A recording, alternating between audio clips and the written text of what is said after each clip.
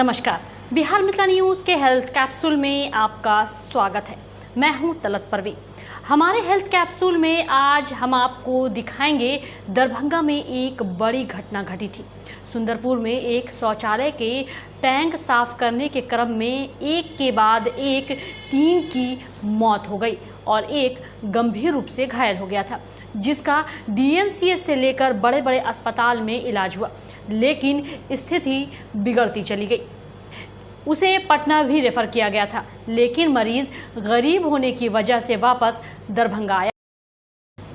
इस गंभीर और चुनौती भरे समय में वह Aditi nursing home and hospital में पहुंचा, जहां Aditi nursing home and hospital में उस मरीज को गंभीरता से लिया और मरीज का इलाज प्रारंभ किया।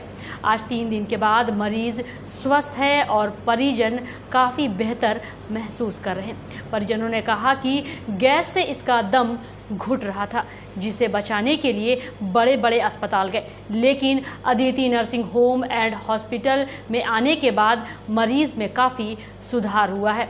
मौत के कगार पर खड़ा मरीज, जिसकी अब जान बचने की पूरी उम्मीद है। देखिए पूरी रिपोर्ट। बेला 27 नाला के हौद में गिर गए, टंकी में।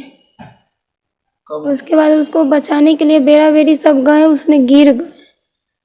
वापस खींचने के लिए किए, लेकिन कोई खींचा नहीं पाया। दूसरा आदमी जाता, उसका भी मूड़ी गोता जाता था। 4 आदमी सबको रस्सी पकड़ के रस्सी से निकाले, बांध के कौन गए आधा 10-15 मिनट। एक जो सबसे लास्ट में निकले वो 1 घंटा तक के बाद निकले,